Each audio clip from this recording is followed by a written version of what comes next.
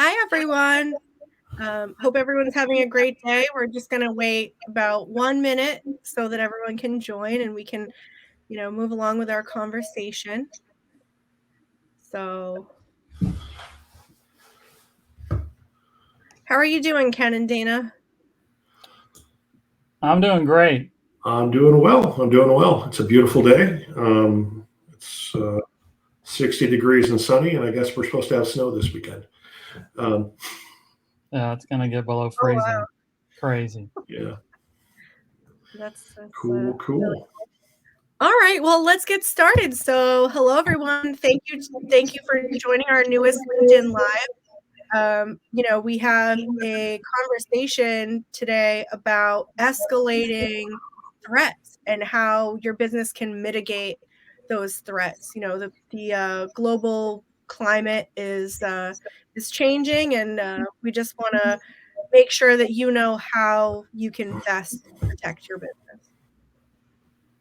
So, if you want to introduce Dana, and we can move along with how we think we can BTA can Yeah, explain some of the intricacies of how to do this.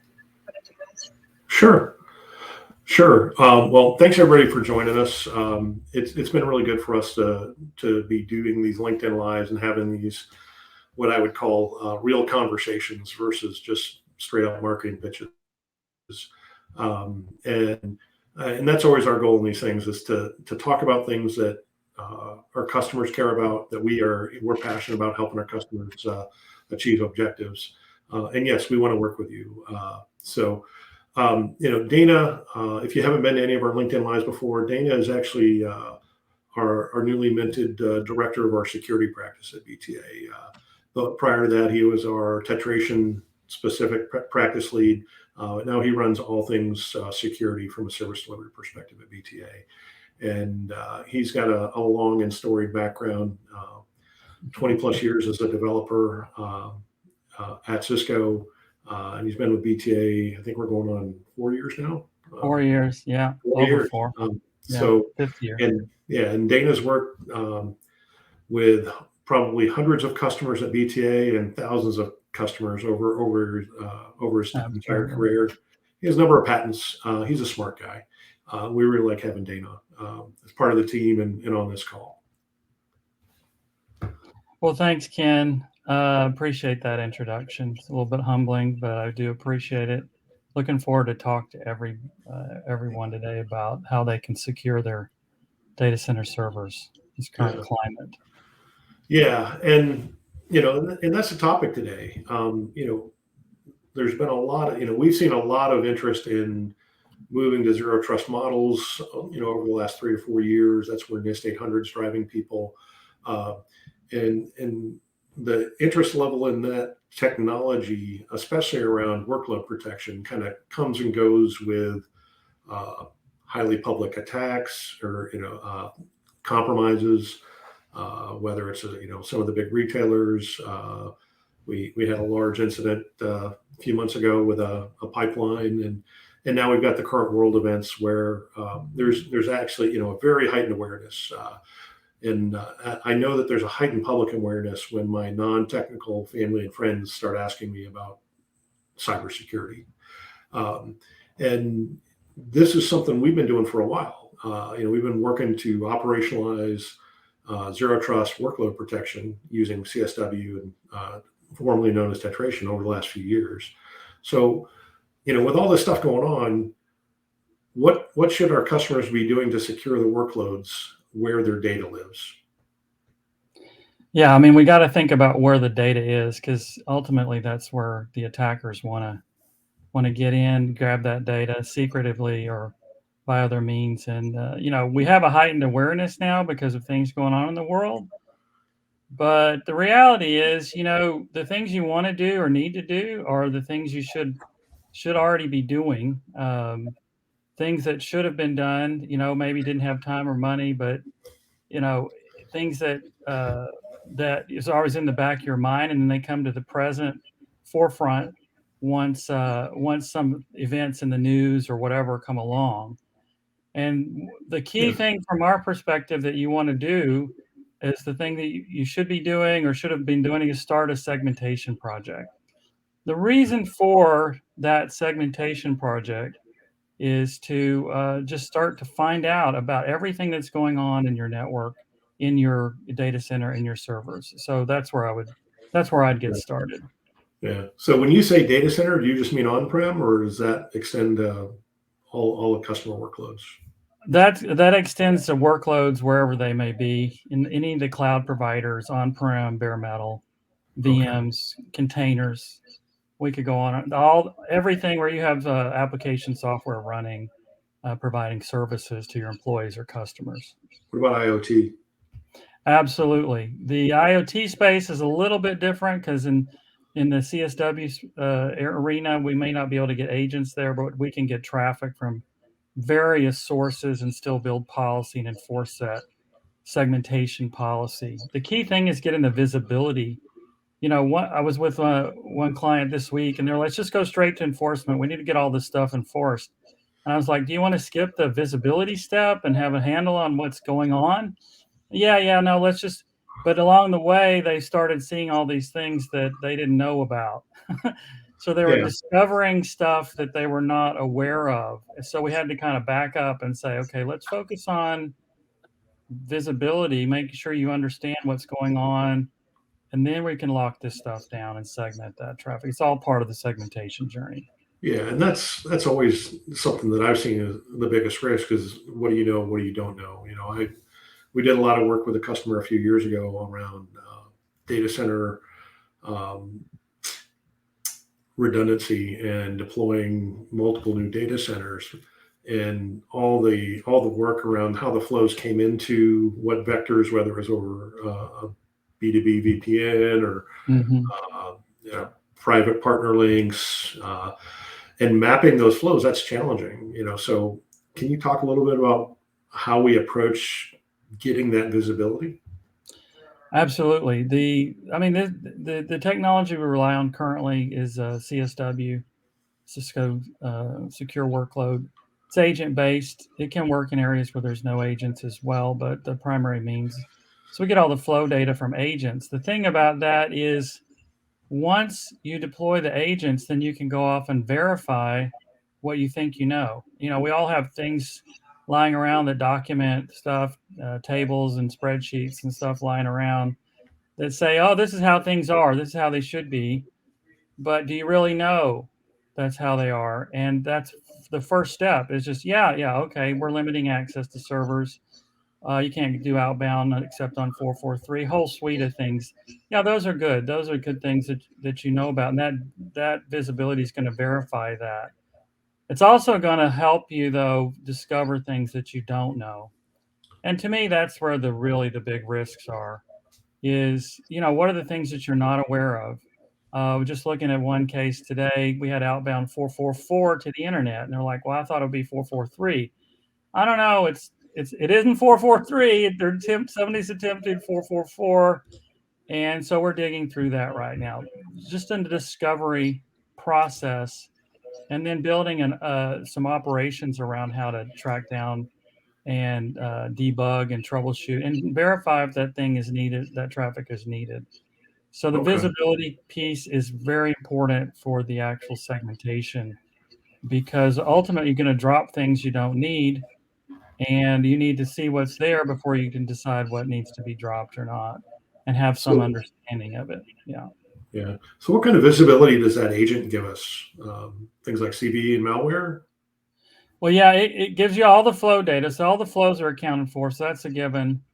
But the other things it's going to provide is some vulnerability management and visibility capabilities. Again, what should you be doing with heightened escalations? Again, you should be managing CVEs.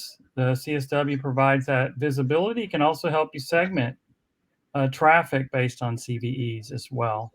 And it does do a continuous scan for vulnerabilities and for known malware, checking with various databases that are available on the internet. And it will highlight those immediately so you can see if you're already running something that shouldn't be there. And you can do segmentation policy around that too, and limit things that you discover in your network so that they are not able to infect or propagate elsewhere. Wow, that's a lot of stuff. It sounds very complex. Um, Well, it can be complex, and it may seem that way in the beginning. Um, but with our services at BTA, we actually make it simple. We'll go through the first one or two of these. By the third or fourth one, clients are doing it on their own. We're just looking over their shoulders. Initial setup takes some effort. We got to get agents deployed. We got to build our initial policies, start running the CV reporting, and operationalize that. But the key is to get all this built into your operations, so it's not an event that happens once or twice a year, or when things come to mind, or when things go in the news, you start thinking about it. It needs to be operationalized. All these aspects: the segmentation, visibility, CVE, malware. Um, there's other elements to attack surfaces, seeing how wide open a particular server is, and tracking user and process behavior. We need to operationalize it so it just becomes a part of the normal daily operations.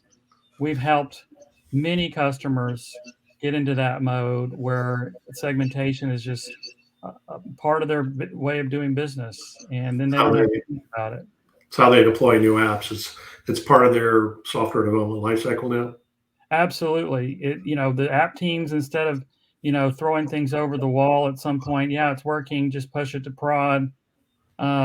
They get involved earlier on because they know that if they don't tell people about particular traffic, then it's not going to get allowed once you move out of the dev environment, because Right. we need to segment. Or if they're supposedly managing their vulnerabilities, well, once it gets to the servers with the agents on them, the vulnerabilities are going to be there in the dashboard and visible to a wider audience.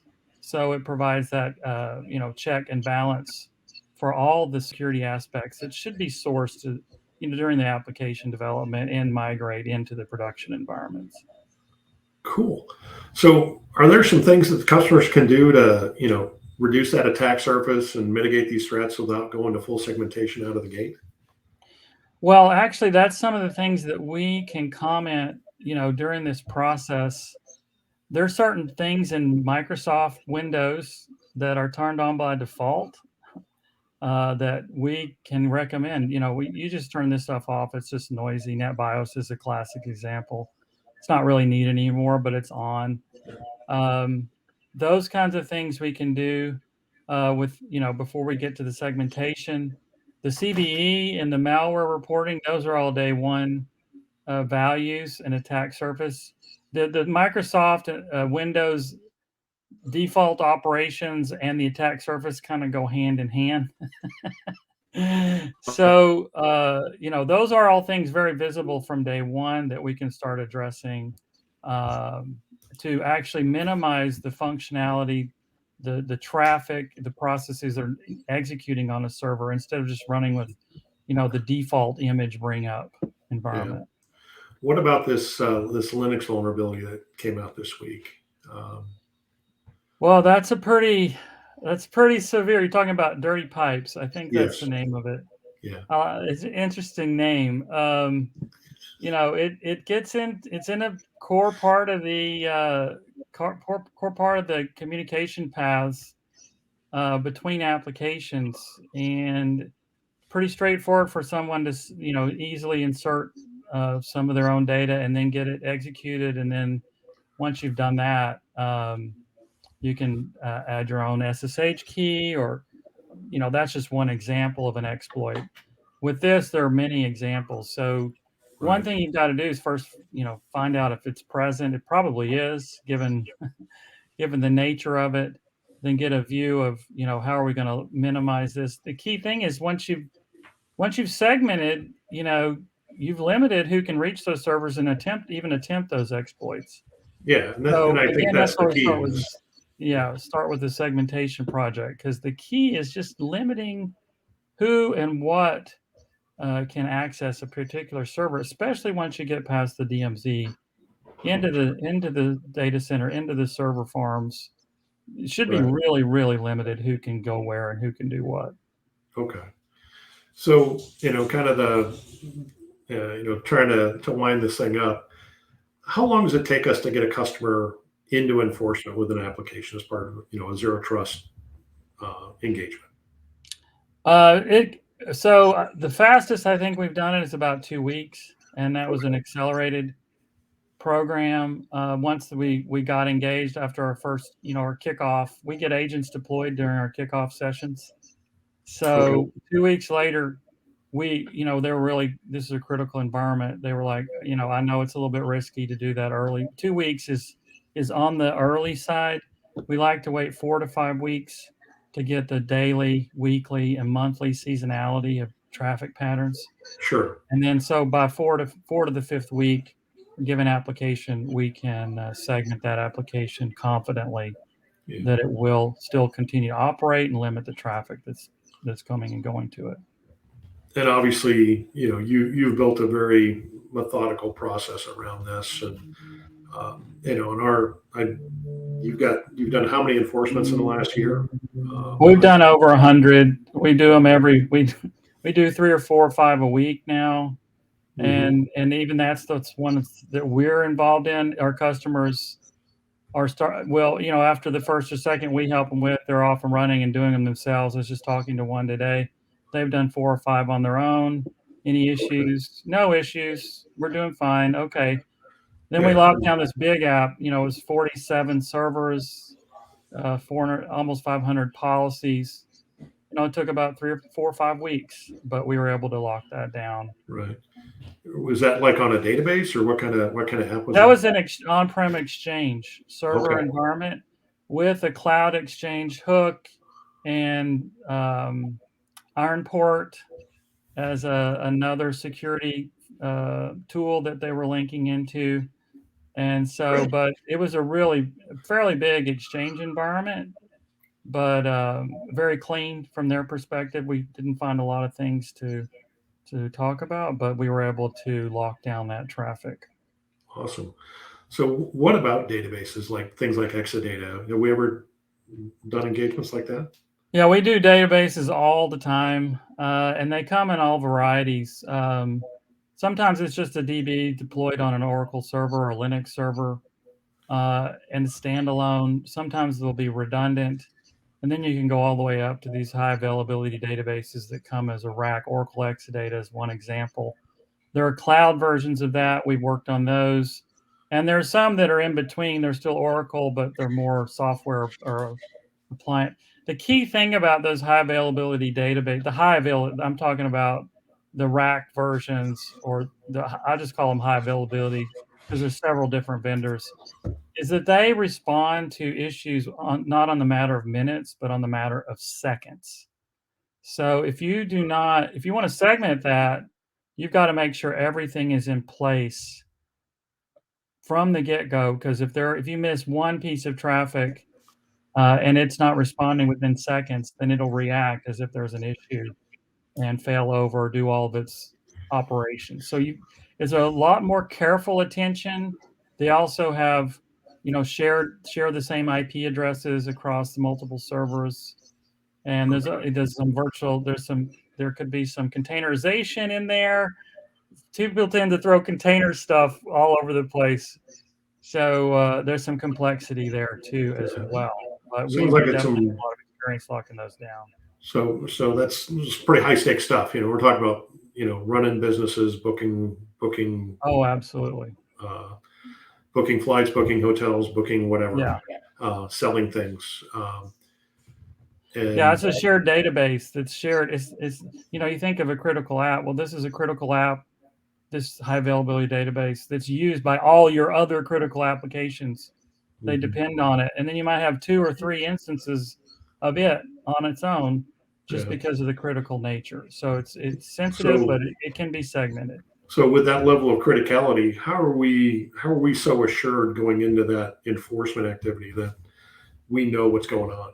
If you run a simulation, what's happening? Yeah, there's always the last step before you hit the big red button to segment is to simulate the policy to see exactly what what will be dropped, and there will be things dropped. That's why we're segmenting, because people are always trying to do things that get around servers, a load balance or whatever to get what they need done. But so things will get dropped, but during that simulation phase, we just look at the things that will be dropped once you get segmented, and just validate. Yeah, no, we're good with that. That should get dropped. Every now and then we'll find something that should have been included. We'll add it back in. We can even do that, just before the segmentation on the call, just to make sure at the last, final step that we're not going to drop anything that's critical. That's great. That's great. So let me ask you, one last question, and we'll wrap it up and throw it to Jen for some questions. So once all this heightened awareness fades in the background, what should customers do next? Start the next segmentation on your next application. Don't stop with the first 2 or 5. Yeah. Just keep going, because the one you forget to segment or you put on the back burner because something more pressing is the one that's vulnerable at that point. Yeah. And if you get all the visibility you need, it just is a good single point to discover everything you need to know to secure the workload. Yeah, it just sounds very big, but it sounds like you and the team have really built a process that allows you to consume this elephant one bite at a time, in meaningful. You can incrementally make progress and not feel like you're completely behind the 8 ball. Yeah, no, it's everything's out in the open. It's all transparent. There's no hidden work we're doing, and it's very repeatable.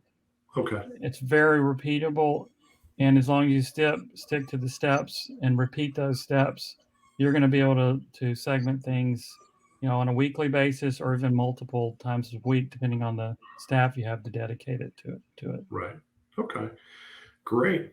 Well, hey, Dana, I want to thank you for spending the time with me again. I always appreciate getting to have these conversations. Jen, do we have any questions from the audience? We don't, and I feel like this is my my Bob Barker moment. Spay and neuter your pets. It's the sentiment of, you guys do such a great job of explaining that. I feel like that's why we don't have any questions. So, well, hopefully we've generated some thoughts and some at least some inquiries. But if you do have questions, don't hesitate to engage with us on this LinkedIn post, or on. We're going to put this up on YouTube also, so you can engage with us there, or you can just email us directly. So I think Jen's dropped a link to our Zero Trust Strategy workshop in the stream comment thread, and Jen, I'll throw it to you to close us out, and everybody have a great day. Really appreciate you spending the time with us. Yeah, we always appreciate you guys joining, and if you want to do a deeper dive and see what we can do for your business, we're offering this Zero Trust workshop for you, as Ken mentioned earlier, and you can just click on that link and just fill in some brief information, and I'll get back to you. We just really appreciate you joining, and a big thank you to Dana for sharing his knowledge and insights, and just really appreciate you guys being here. So until next time, thank you. All righty.